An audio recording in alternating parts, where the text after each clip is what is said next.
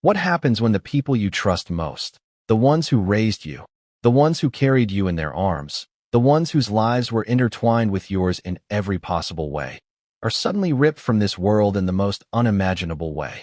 Imagine waking up one Sunday morning, expecting the usual quiet hum of life, and instead being faced with a nightmare so intense it could have been lifted straight from a Hollywood thriller.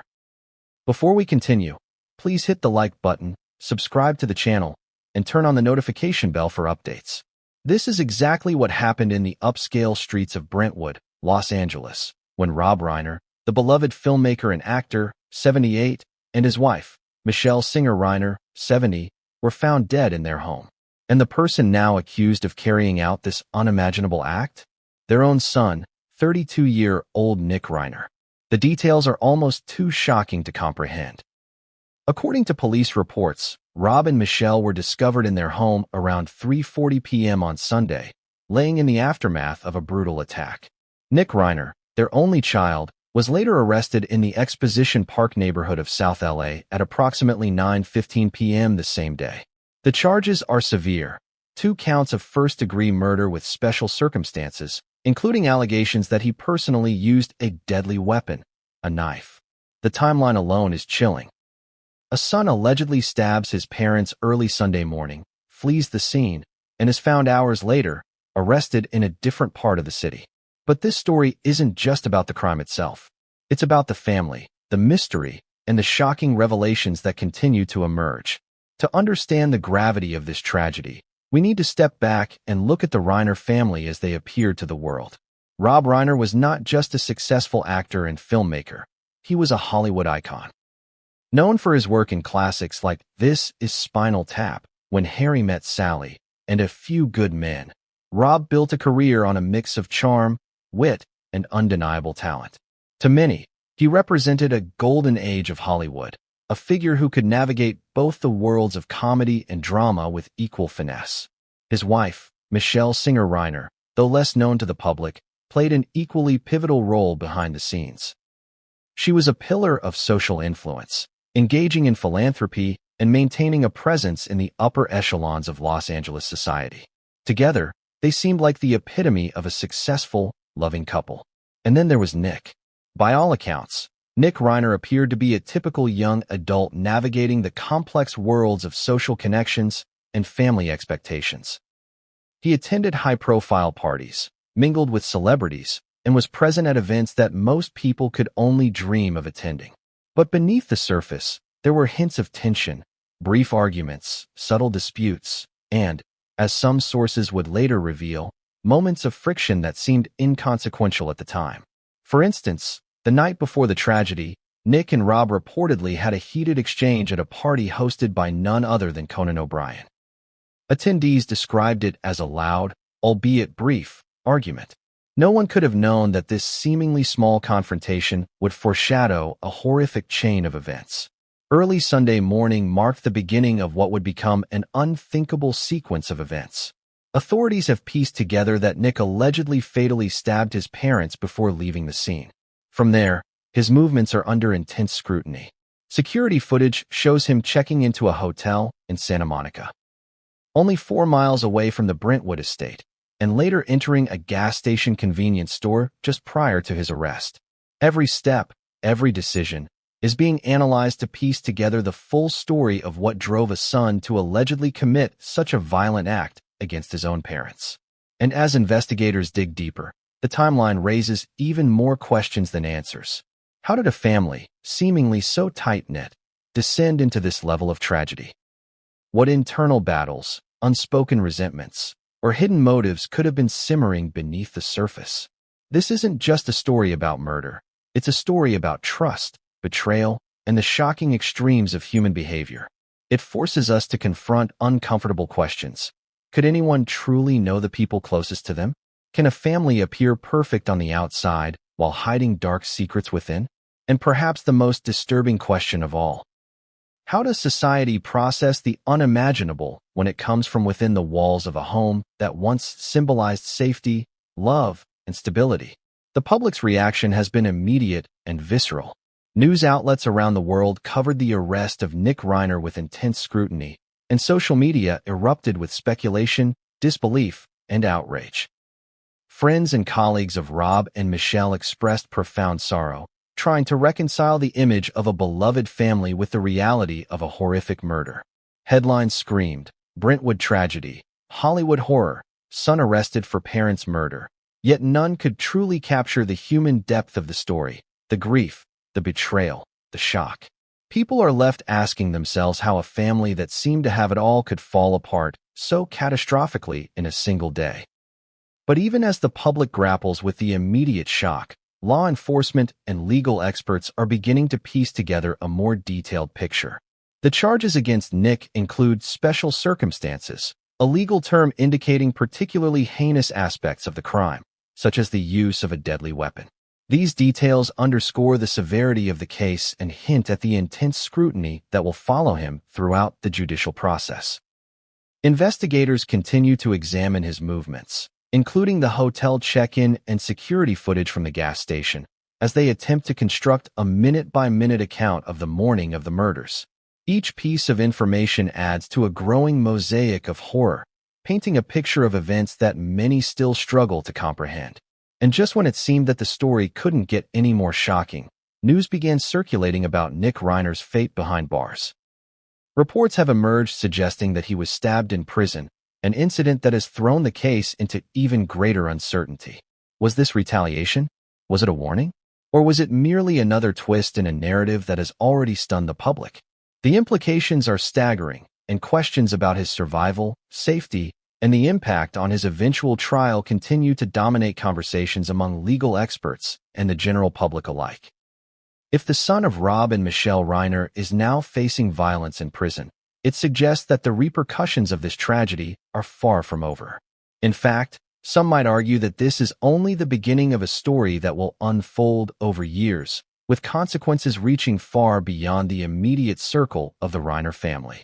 As we delve deeper into this story, it becomes clear that understanding the Reiner family tragedy requires more than just a recounting of facts. It demands a closer examination of human psychology, familial dynamics, and the pressures that can build up over years of expectation, social standing, and personal conflict. The combination of fame, wealth, and family expectations can create an intense pressure cooker where small disagreements can fester into major conflicts, and where private struggles can remain hidden from public view. How much did these pressures contribute to the alleged violence? And could anyone have predicted such a devastating outcome?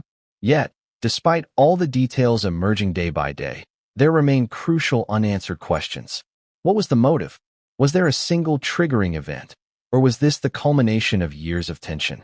How did Nick manage to carry out the alleged attacks, flee the scene, and then get apprehended without causing further harm? And perhaps most importantly, how will the aftermath of this tragedy shape the lives of those left behind? The extended family, friends, and even the broader public who watched in shock as these events unfolded? This story is not only about a crime, but also about the fragile nature of human relationships, the hidden complexities within families, and the ways in which public personas can mask private turmoil. The Reiner family tragedy reminds us that even those who appear to have it all, fame, wealth, respect, and love, are not immune to conflict, betrayal, or the sudden eruption of violence. It is a stark reminder that tragedy can strike anywhere, even behind the closed doors of a home that looks perfect from the outside. And as the investigation continues, new revelations promise to shock, confuse, and captivate audiences, keeping the world on edge as the full story slowly comes to light. But what came next would change everything, and no one saw it coming. As investigators, family members, and the public awaited answers, whispers began to emerge of violence not just within the walls of the Reiner home, but within the confines of the prison system itself. Reports of Nick Reiner being stabbed behind bars added an entirely new dimension to an already shocking story, raising questions about survival, justice, and retribution. Could the cycle of violence continue? Would the truth ever fully come to light? And how does a family and a world come to terms with a tragedy that seems to defy all comprehension? The story of the Reiner family is far from over. Each new piece of evidence, each new revelation, threatens to upend our understanding, challenge our assumptions, and keep us riveted as the narrative unfolds. It is a tale of fame and fortune colliding with unimaginable horror, a cautionary story of trust, betrayal, and the dark corners of human nature. And for those following every development, one thing is clear: this tragedy will continue to haunt the public consciousness for years to come. Have you ever been at a gathering where laughter fills the air, the music is just right, and yet somewhere beneath the surface, tension simmers, unseen and unspoken? That was the scene at Conan O'Brien's lavish Brentwood home on the night before the Reiner tragedy. On the outside, it was a typical Hollywood party. Guests mingling, cocktails flowing, conversations laced with humor and celebrity anecdotes. On the inside, the atmosphere carried an undercurrent that few could sense, but would become critical the very next day. The party was reportedly star-studded. Friends of the Reiner family, colleagues from the entertainment industry, and several celebrities were present. Laughter echoed through the rooms, and cameras likely captured moments of charm and camaraderie. But amid the seeming joy, a spark ignited that would spiral into an unimaginable tragedy. Nick Reiner and his father, Rob, were both in attendance, and according to sources, the two had a brief but loud disagreement. It's easy to dismiss a heated exchange between a parent and child at a party. Just a family spat, many might think. But those who witnessed the argument described it as unusually tense. Voices were raised. Words were sharp, cutting in ways that suggested deeper, unresolved issues. The nature of the disagreement remains murky. Some sources hint at disagreements over Nick's personal choices. Others suggest long-standing resentment that boiled over in that moment. But what's clear is that this was no ordinary argument. It was the kind of friction that, when left unchecked, can fester into something much darker. Imagine, for a moment, being in Nick's position.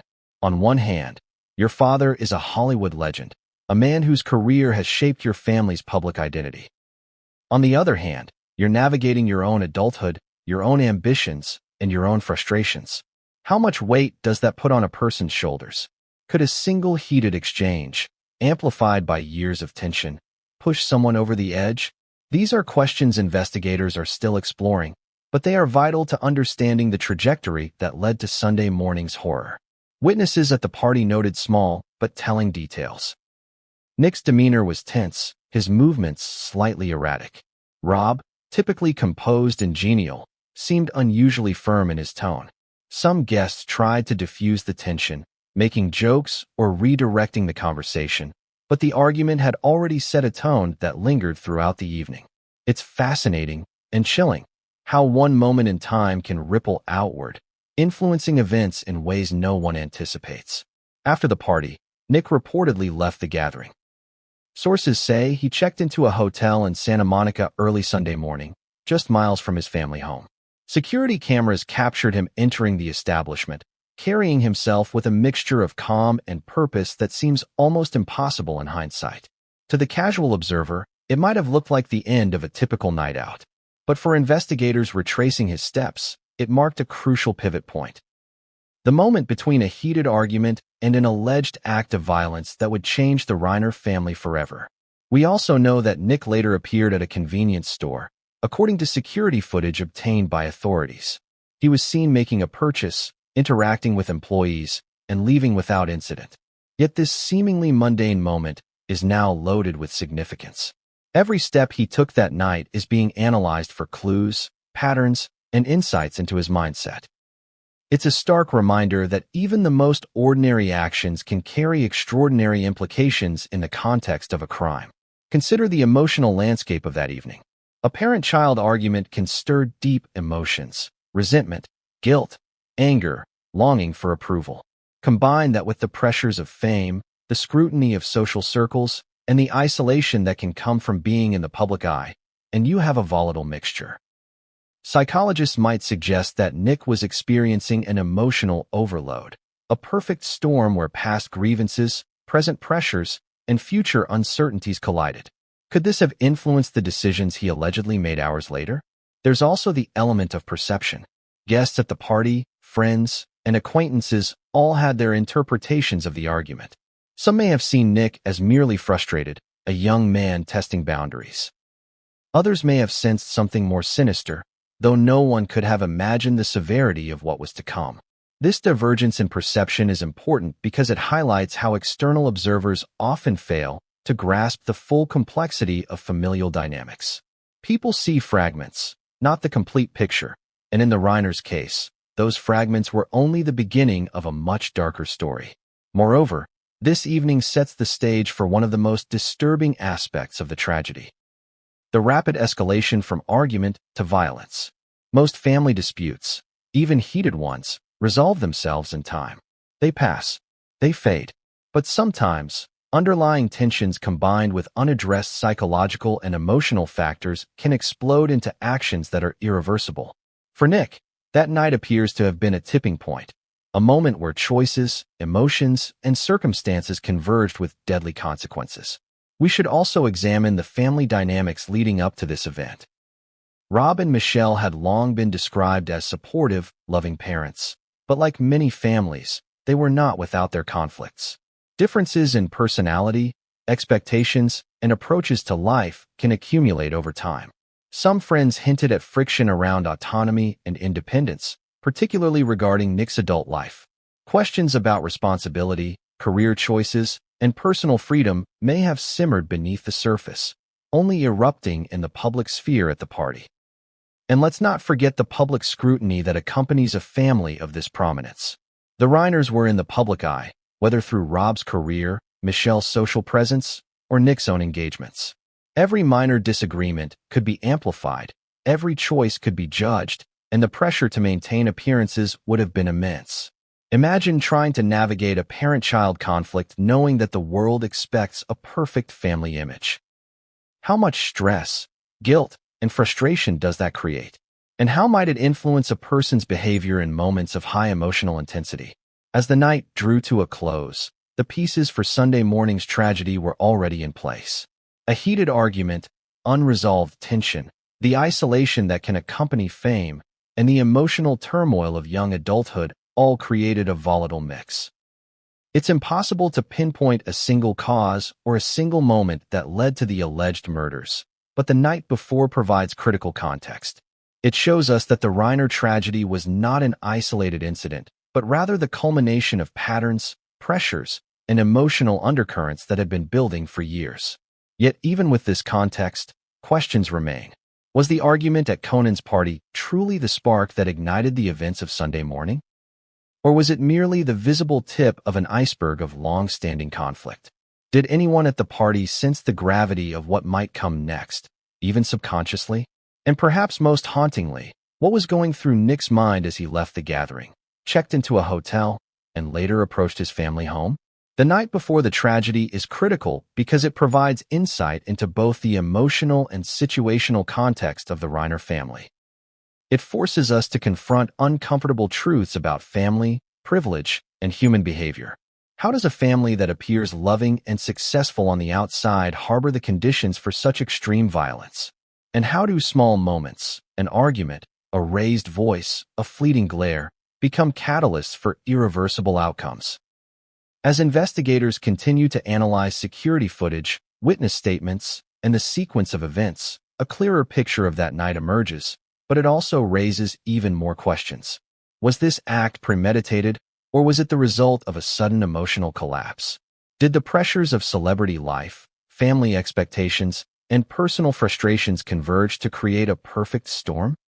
And perhaps most importantly, could this have been prevented if someone had noticed the signs, intervened, or acknowledged the tensions that were bubbling just beneath the surface?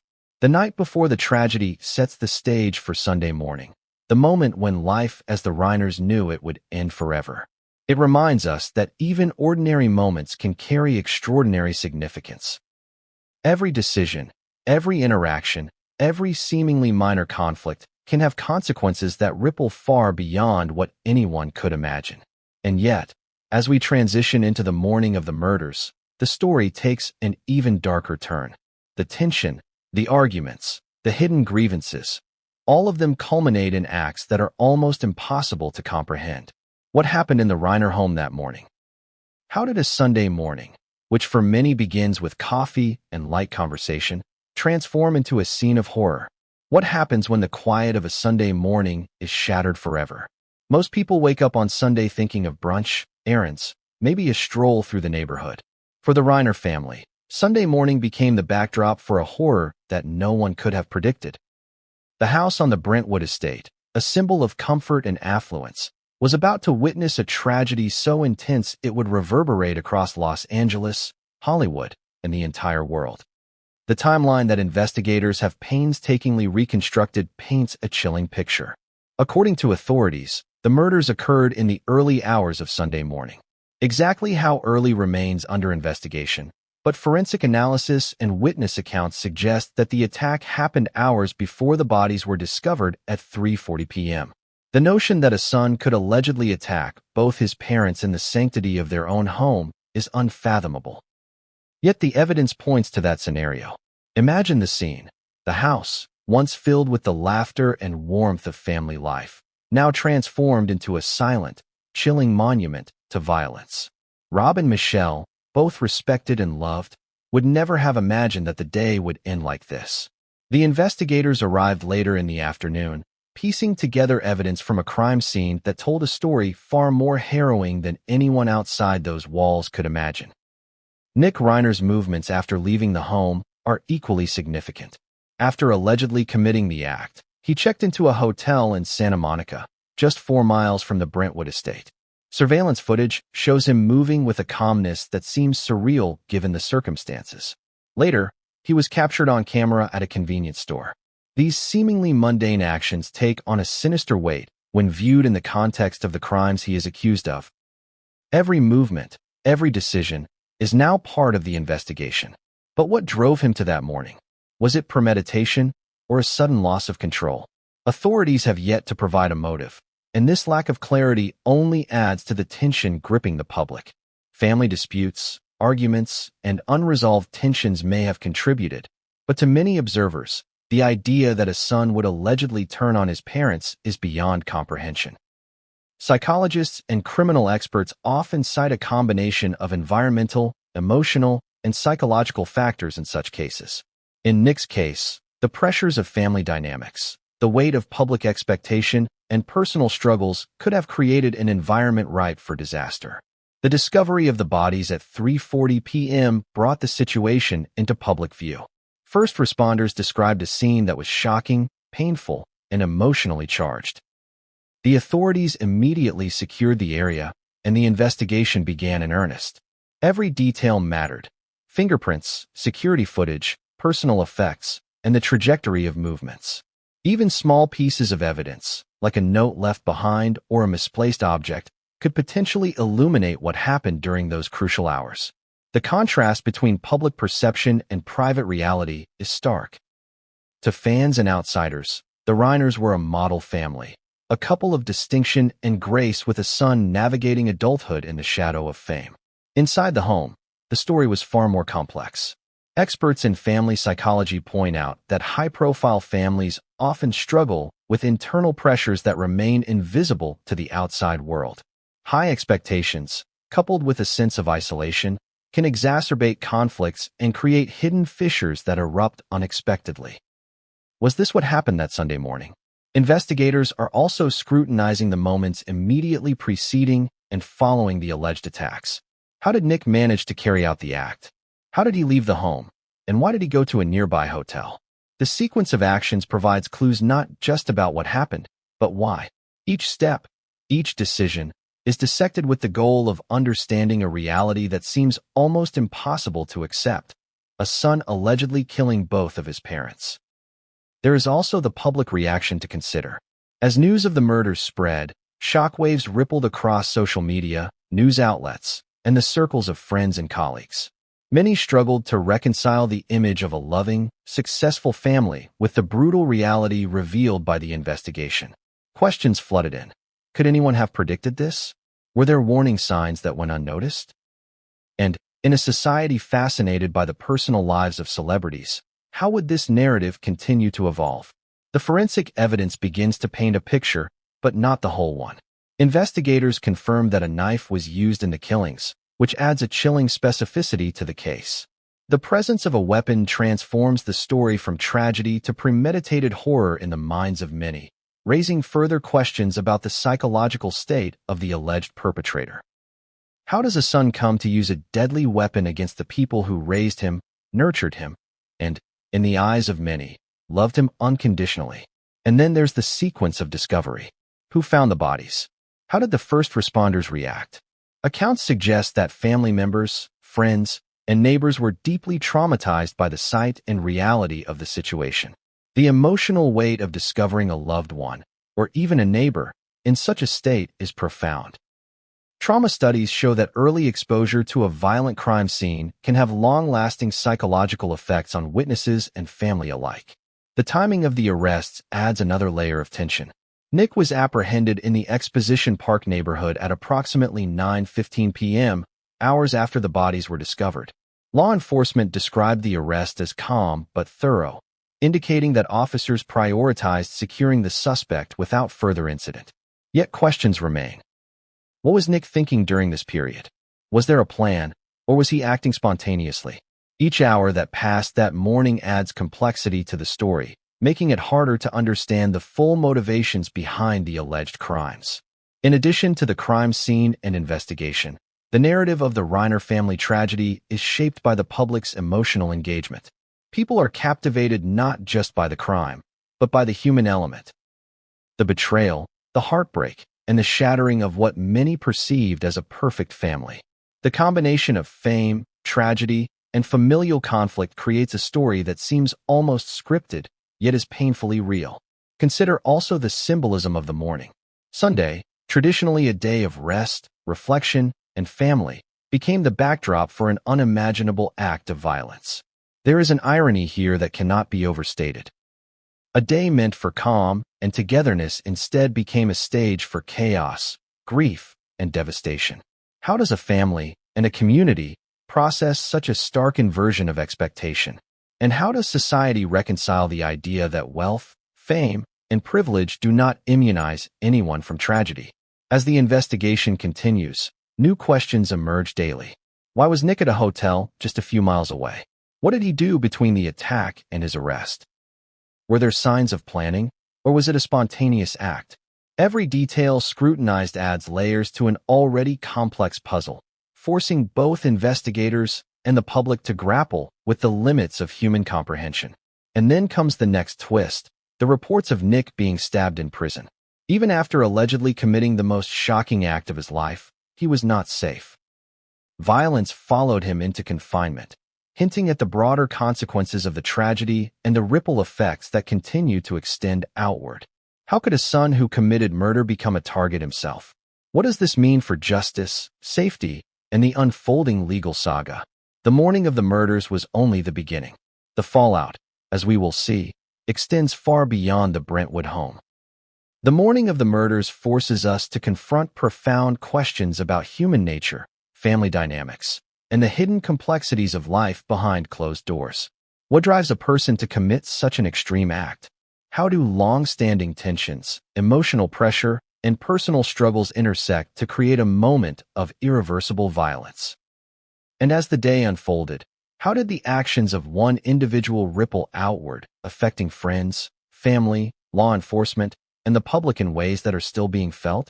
But what came next? How investigators pieced together the crime scene, the shocking evidence uncovered, and the unraveling of Nick Reiner's actions in the hours after the murders would change everything, revealing details even more disturbing than we have already seen. When investigators first arrived at the Reiner home, what they encountered was more than a crime scene. It was a portrait of horror, a silent scream frozen in time.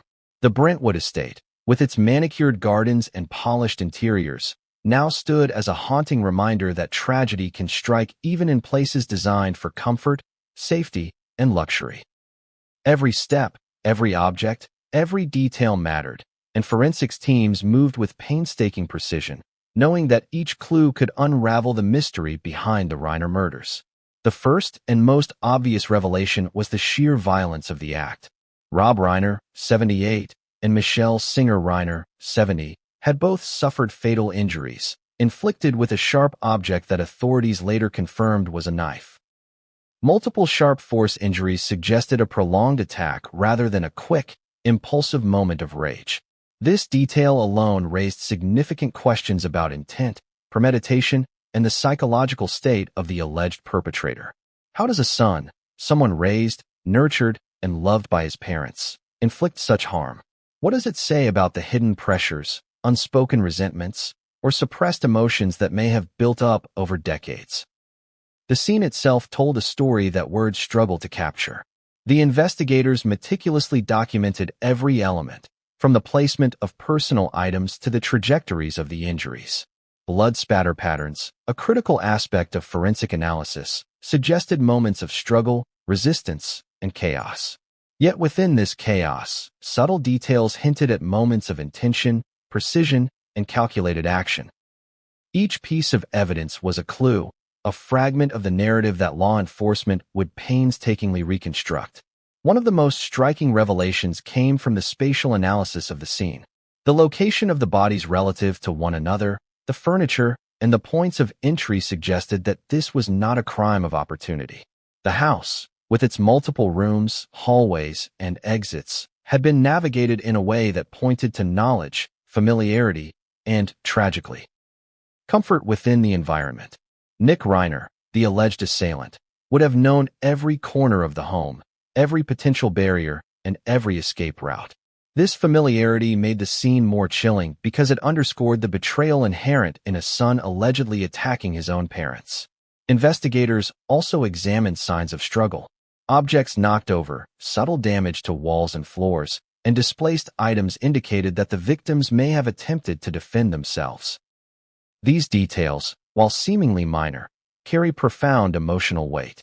They remind us that Rob and Michelle were not passive victims. They resisted, they fought, they tried to survive. And yet, even their resistance could not prevent the tragic outcome that unfolded that morning.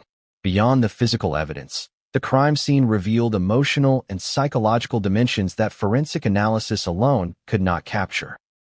Personal items, such as photographs, letters, or even routine household objects, became silent witnesses to the events. Their presence, or absence, added nuance to the story. A fallen picture frame, a displaced chair, or a bloodied object could hint at moments of hesitation, confrontation, or intimate interaction in the final moments. Each detail invites questions. What did the victims see in their last moments? Did they recognize the danger? Could there have been a moment of connection, fear, or realization before the attack concluded? The investigators also considered behavioral evidence. How did the alleged perpetrator interact with the space, with the victims, and with the objects around him? Was there evidence of planning, hesitation, or impulsive action?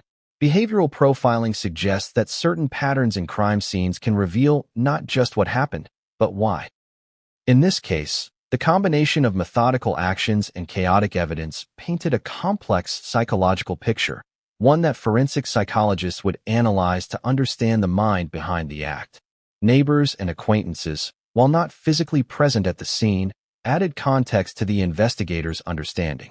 Many described the Reiners as a seemingly loving, harmonious family.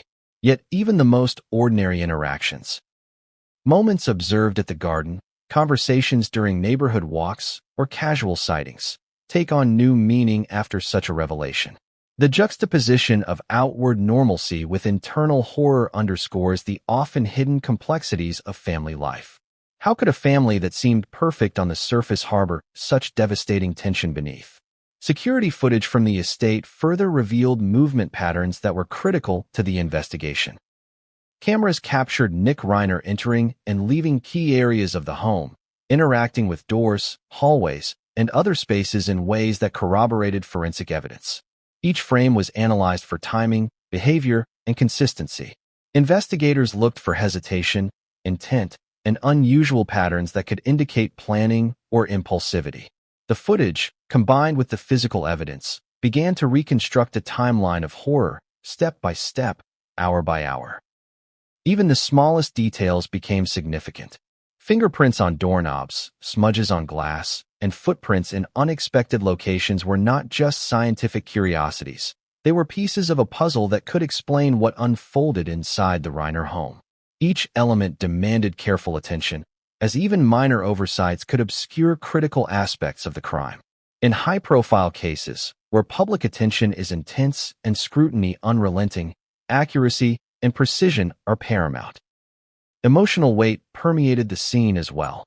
For the forensic teams, law enforcement, and later family members, entering the home was not merely a professional exercise. It was an emotional confrontation with tragedy. The human element of crime scene investigation cannot be overstated. Investigators must balance analytical rigor with empathy, remaining detached enough to gather evidence, yet sensitive enough to recognize the profound human loss before them. Perhaps the most chilling aspect of the crime scene revelations is the implication of betrayal. A home is a place of trust, safety, and sanctuary. That the alleged perpetrator is the son of the victims adds layers of psychological and emotional complexity. Investigators, psychologists, and the public alike grapple with the fundamental question: how could someone turn the sanctuary of their parents' home into a scene of horror? The concept of filial betrayal strikes at the core of human assumptions about family, safety, and love. Autopsy reports, which would later be released, confirmed the severity of the injuries and highlighted the use of a knife as a deadly weapon. Each wound, meticulously documented, underscored the violent nature of the attack and the physical dominance required to carry it out. Experts in forensic pathology pointed out that multiple sharp force injuries suggest either prolonged rage or intent to ensure lethality. Both interpretations raised disturbing questions about motive, emotional state, and the mental framework of the alleged assailant. As the investigation continued, additional revelations emerged. Investigators found traces of activity in areas of the house that initially appeared undisturbed. These included rooms used for storage, corridors that linked major living areas, and even outdoor sections that suggested movement during the event. Every trace offered insight into the chronology and dynamics of the attack, gradually revealing a horrifying sequence that had been hidden in plain sight. And then there was the question of timing. How long did the attack last? Did the victims recognize the identity of the assailant immediately? Did they plead, resist, or try to escape? While the forensic evidence cannot answer these questions definitively, it provides a framework for understanding the probable sequence of events. Investigators began constructing scenarios, using evidence to test hypotheses and narrow down the possibilities of what transpired inside the home. The crime scene also revealed contradictions that would later become key to the investigation. Some aspects suggested impulsive action, while others pointed to careful planning. This duality perplexed experts. Was the alleged attack a sudden outburst of emotion or the culmination of premeditated intent? Understanding this distinction is critical not only for legal proceedings, but also for making sense of a tragedy that, to the outside world, seems almost incomprehensible. For the public, crime scene revelations are more than facts. They are narrative. They shape perception, fuel speculation, and influence emotional responses. Social media and news outlets dissected every detail, from the layout of the home to the timeline of Nick's movements, creating a collective engagement with the story that is both morbid and irresistible. Yet beyond the spectacle lies a sobering truth. The evidence reflects real human lives lost, real emotional devastation, and a reality far more complex than headlines can convey. As law enforcement pieced together the timeline, they also began to analyze Nick Reiner's behavior in the hours following the alleged murders.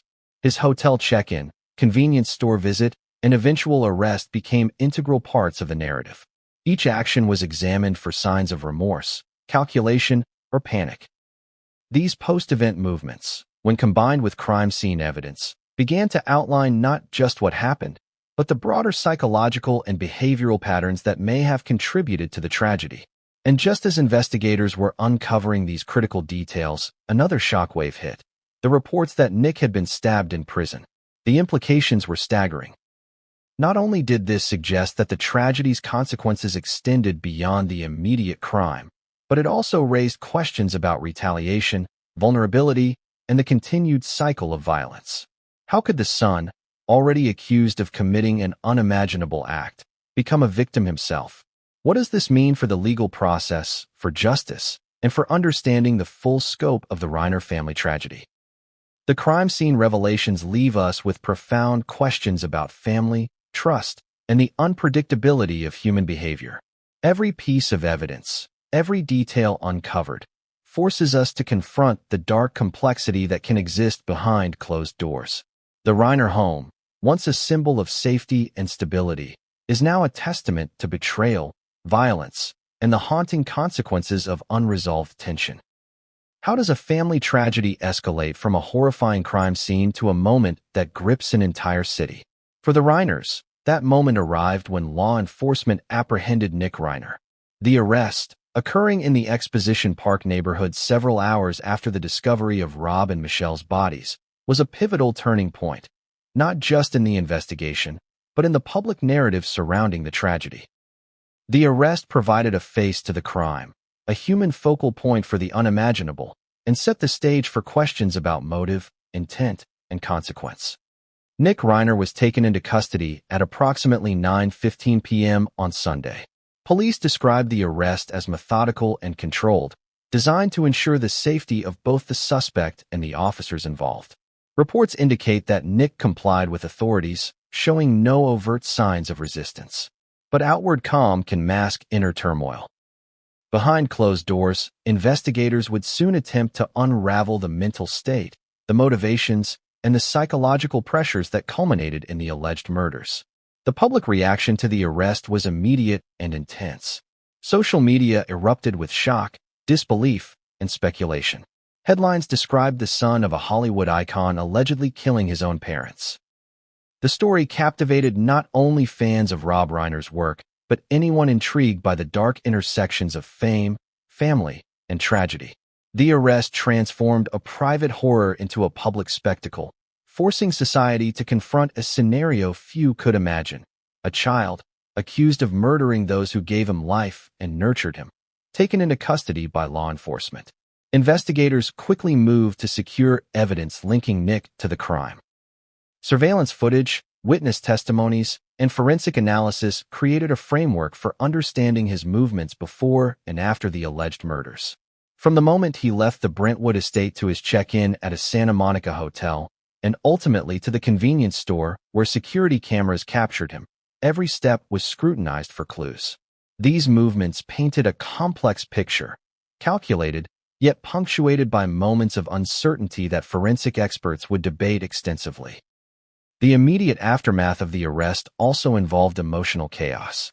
Friends, colleagues, and neighbors struggled to comprehend the alleged actions.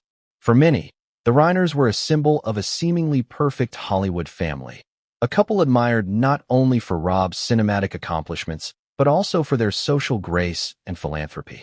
The revelation that their lives had ended in such a violent way, allegedly at the hands of their own son, was a psychological jolt that defied understanding.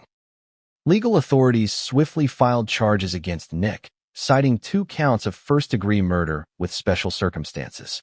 The charges included a specific allegation that a knife was used in the commission of the crime, emphasizing the severity of the act. First-degree murder charges in California carry the heaviest penalties available, including the possibility of life imprisonment without parole. The addition of special circumstances reflects the gravity of the alleged crime and sets the legal stage for a prolonged, highly scrutinized judicial process. The legal ramifications of Nick's arrest extended beyond the courtroom. Law enforcement had to ensure his safety while in custody, a challenge complicated by the notoriety of the case. In high-profile incidents, suspects often face heightened risk within the prison system, and reports later emerged indicating that Nick had indeed been stabbed while in confinement.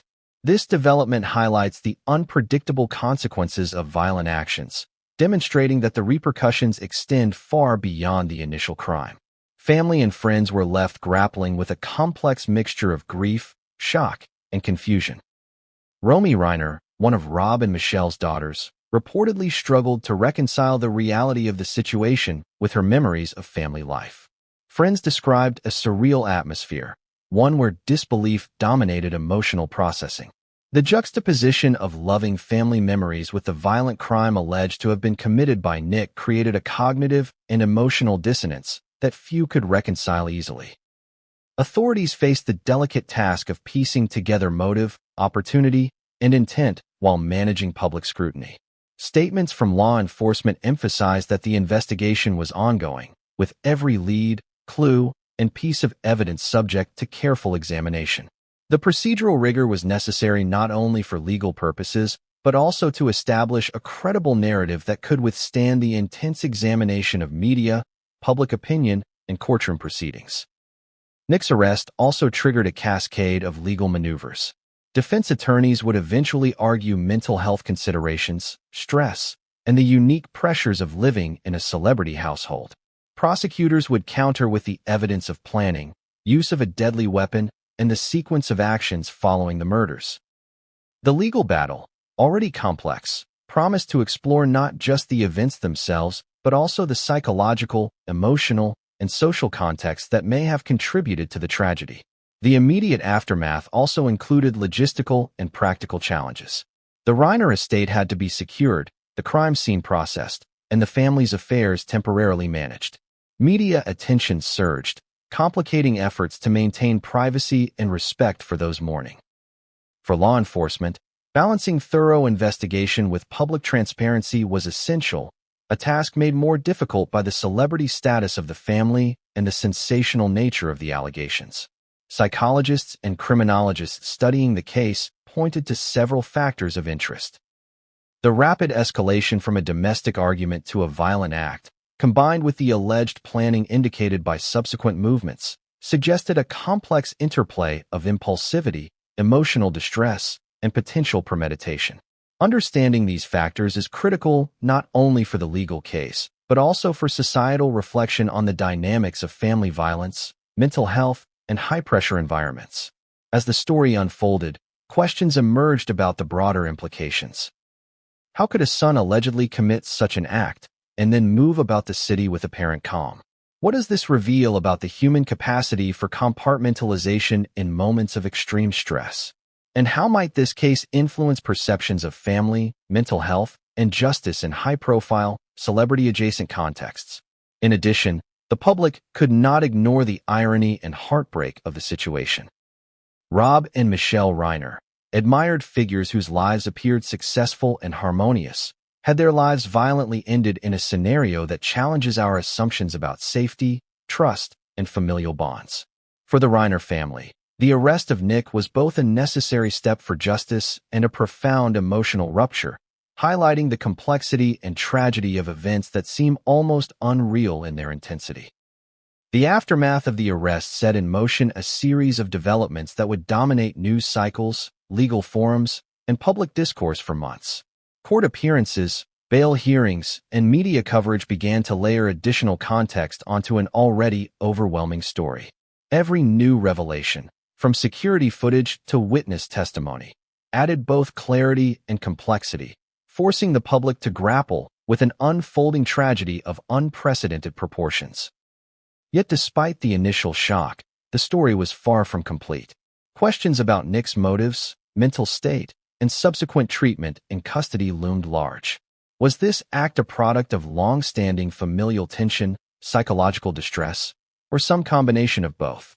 How would the justice system respond to the staggering allegations, and what could be expected in terms of safety, rehabilitation, or punishment?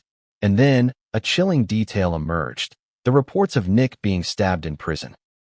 The consequences of his alleged actions had not ended at the Reiner estate. Violence had followed him into confinement, highlighting the ripple effect of one catastrophic decision.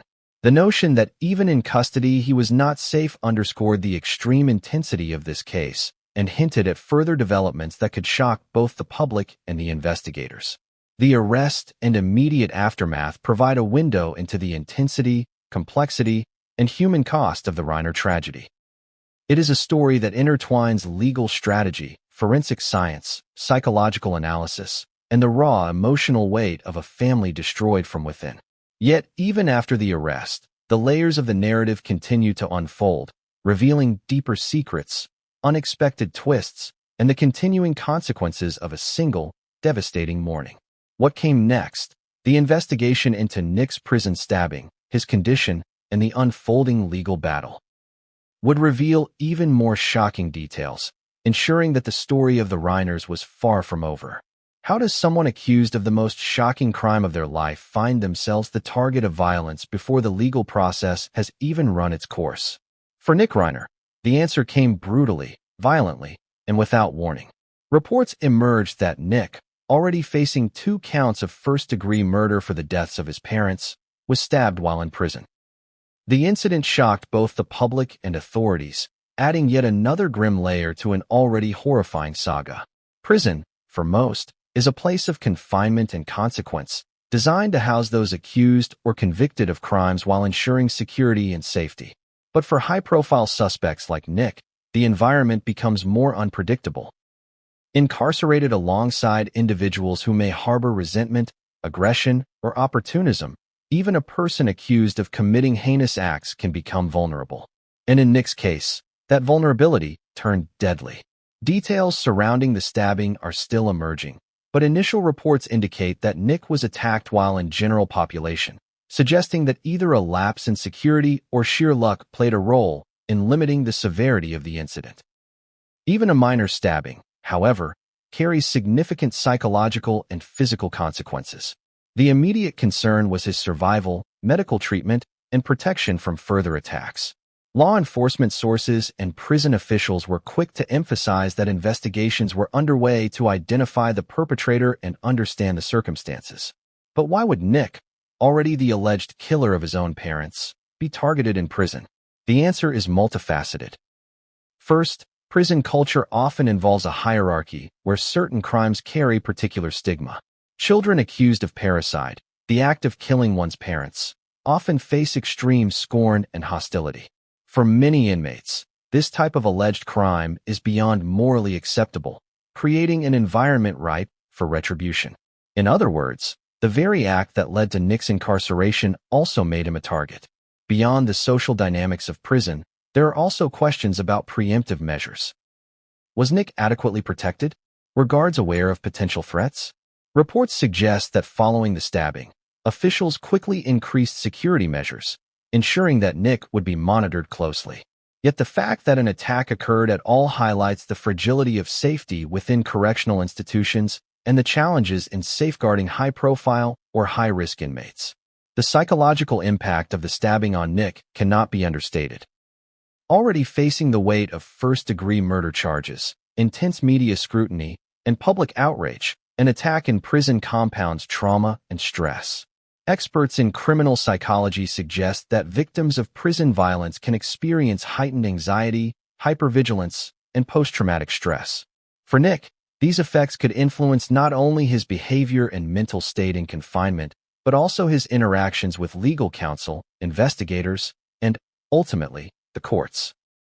The incident also added a layer of complexity to the ongoing investigation. Law enforcement had to consider whether the prison attack was spontaneous or coordinated, whether other inmates were involved, and whether it could be linked to the broader public attention surrounding the case. The stabbing was more than a footnote. It was an extension of the consequences of the Reiner murders, showing that the ripple effects of violence extend far beyond the initial crime scene. Public reaction was immediate. Headlines flashed across news sites. Nick Reiner stabbed in prison, and son of Hollywood icon attacked behind bars. Social media debates erupted over morality, justice, and the ethics of prison life. Many questioned whether the attack was a form of vigilante justice, while others stressed that even those accused of heinous crimes deserve protection and due process. The dichotomy of outrage and sympathy reflected broader societal struggles with concepts of punishment, retribution, and fairness. Inside the prison, protocols were adjusted. Nick was reportedly moved to a safer section, monitored more closely, and given medical attention. Officials emphasized that investigations were ongoing to determine the identity of the attacker and whether any security lapses had occurred. But even with increased safety measures, the event highlighted the constant tension between public fascination with high-profile cases and the operational realities of correctional facilities. The attack also reignited questions about Nick's mental and emotional state. Was he already experiencing extreme stress and emotional turmoil from the legal proceedings? Did the stabbing exacerbate underlying psychological issues, potentially impacting his ability to participate in his defense or interact with legal counsel? Experts suggest that trauma can compound pre-existing mental health conditions, which in turn can influence both behavior and decision-making in confined environments. Moreover, the incident underscored the pervasive theme of vulnerability. Despite being accused of a violent and shocking crime, Nick was not immune to harm. The paradox is stark. A person who allegedly inflicted the ultimate violence upon his parents could himself become a target, illustrating the cyclical nature of aggression and the unpredictable consequences of human behavior. It is a sobering reminder that actions, even when hidden behind walls, social status, or legal proceedings, can have unforeseen and often uncontrollable ramifications. Psychologically, the stabbing could also feed into feelings of paranoia or fear. Incarceration is already a highly stressful environment, and an attack can reinforce perceptions of threat, mistrust, and isolation. Defense attorneys, prosecutors, and mental health professionals would likely take this into account, considering how recent trauma might affect Nick's statements, demeanor, and overall engagement with the judicial process. The stabbing also sparked debates about justice and ethics. Some argued that the attack, while morally questionable, was an inevitable consequence given the nature of the alleged crime. Others stressed that the rule of law and the principle of due process must be upheld, regardless of public sentiment or the notoriety of the accused. This tension between morality and legality is central to the broader narrative, forcing society to grapple with questions of fairness, protection, and the proper course of justice. Additionally, the prison attack drew attention to the broader societal fascination with celebrity crime. Nick Reiner's case, combining Hollywood notoriety with shocking familial violence, exemplifies how fame magnifies tragedy. Every action, from the crime itself to the prison stabbing, is scrutinized, debated, and sensationalized. The public's engagement shapes the narrative, influencing perception, emotion, and even policy discussions around high-profile incarceration and inmate safety. The incident also raised questions about retaliation and potential ongoing threats. Law enforcement had to consider whether the stabbing was isolated or part of a broader pattern of hostility. Were there individuals or groups with motivation to harm Nick beyond the immediate prison environment? These considerations underscore the interconnected consequences of violent acts. How one event can set off chains of reactions that extend far beyond the original moment. For the Reiner family and friends, the news of the stabbing added another layer of emotional complexity. While the initial focus was grief and shock over the loss of Rob and Michelle, the knowledge that Nick was now injured in prison complicated emotions. Some may have felt a sense of justice, others fear, guilt, or disbelief. The psychological and emotional landscape surrounding the case became increasingly tangled, illustrating how tragedy can ripple through families, communities, and public consciousness in unpredictable ways. And just as this chapter of the story seemed to settle, investigators and the public alike were forced to confront yet another twist. What this stabbing meant for Nick's future, both legally and personally. Would it affect his ability to stand trial? Could it be used as evidence of vulnerability, mental stress, or diminished capacity? How would it impact public perception, media coverage, and the already intense scrutiny surrounding the Reiner case? The prison attack serves as a stark reminder that the consequences of violence are far-reaching and often uncontrollable. A single act, born of anger, tension, or other unknown motivations, can set off chains of events that continue to unfold long after the initial crime. In Nick Reiner's case, the stabbing is both a literal and symbolic extension of the tragedy, demonstrating that no one escapes the fallout unscathed. And yet, even with this shocking development, the story continues to unfold. Questions about motive, psychological state, and legal strategy remain, setting the stage for courtroom revelations, public debates, and further twists in a saga that has already captured global attention. What happens when a crime so shocking it shakes the foundations of a family enters the courtroom? For Nick Reiner, the transition from the custody of law enforcement to the austere confines of the courtroom marked the beginning of a battle that was as psychological as it was legal. The first hearings, designed to establish charges, assess bail, and outline the preliminary course of the trial, were tense, emotionally charged, and watched by a public desperate for answers. From the very beginning, the atmosphere surrounding the hearings was electric. Media throngs crowded the courthouse, cameras flashed, and reporters clamored for updates. Social media exploded with speculation, analysis, and commentary from armchair experts and legal pundits alike. The case, already notorious for the alleged violence of the crimes, now entered a stage where the legal framework, procedural strategy, and human drama would unfold in real time for a global audience. The initial hearing focused on formal charges and establishing the framework for the judicial process. Nick Reiner was charged with 2 counts of first-degree murder with special circumstances. This designation, significant in California law, underscores the severity and premeditated nature of the crimes. The inclusion of the allegation that a deadly weapon, a knife, was used further amplified the gravity of the proceedings. First-degree murder charges carry the potential for life imprisonment or even the death penalty under certain conditions, setting the stakes extraordinarily high for both defense and prosecution. The courtroom itself became a microcosm of the broader tragedy. Family members, friends, legal teams, and media representatives were present, each processing the unfolding events through their own lens of grief, curiosity, and professional responsibility. Witnesses were scheduled to testify, motions were filed, and arguments over procedural nuances began immediately. Even in these early stages,